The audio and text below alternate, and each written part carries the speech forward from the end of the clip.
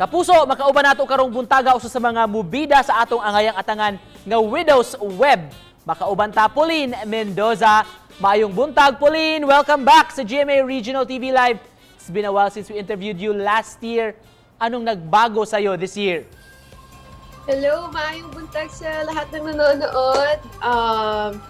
This year, ngayon, sa lock-in ako actually, ginagawa namin ng Widow's Web. So, malapit na po yan mapanood sa GMA Primetime. So, ayan, medyo busy-busy sa taping ngayong taon na to. And thank God naman na pagpasok ng bagong taon, may trabaho agad ako. So, really thankful for that. Pauline, ano-ano ang mga pinaghahandaan mo this 2022, maging sa trabaho o sa personal na buhay? And of course, itong show na to, talagang nag-prepare ako for this role. Kasi this time, very mature ang aking role dito sa Widow's Web. So, ibang-iba siya sa mga previous role ko from Kambal Garibal, babawiin ko ang lahat. So, this time, ibang Pauline Mendoza ang makikita ng ating mga kapuso. So, I'm really excited about that. It's sa personal kong buhay naman.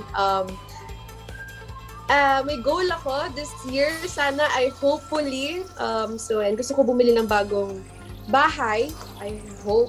So, sana maging successful ang Widow's Web. And at the same time, continue pa rin akong nag-finish ng studies kasi hanggang ngayon nag-aaral ako. Dito sa Widow's Web, how will you describe your character, Pauline, at paano ba siya dito umibig? So, ako dito si Elaine Inocencio. Si Elaine ay mapagmahal sa pamilya, sa mga kaibigan.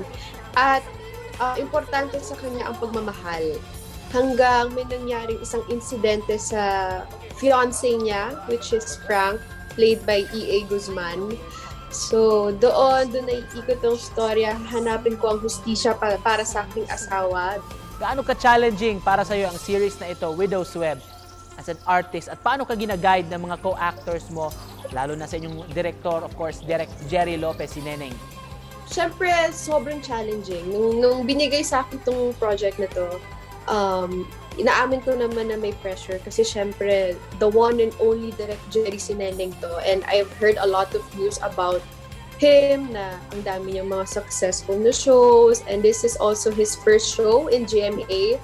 So lahat may kaba, may challenge, may pressure, but yun nga, I take it as a challenge talaga for me to motivate myself to do better, to give my 100% as an actor, actress. So at the same time, si Direk Jerry, it's my first time working with him. Sobrang comfortable niya katrabaho. Sobrang gaan niya katrabaho. Can you please invite our Kapuso viewers na abangan ang Widow's Web? Sana po supportahan niyo po ang Widow's Web. Malapit na po to. This is directed by Direk Jerry Sineneng. So, sana po magustuhan niyo at supportahan niyo hanggat huli dahil sigurado akong mahuhook po kayo at hindi kayo bibitaw sa aming story. Elaine, finally, mensahe mo sa ating mga Kapuso viewers sa Central at Eastern Visayas. Ayan, maayong buntag sa inyong lahat. Maraming salamat po sa nanood at sana safe kayong lahat and please always wear your face mask. Ayan, God bless po sa inyong lahat.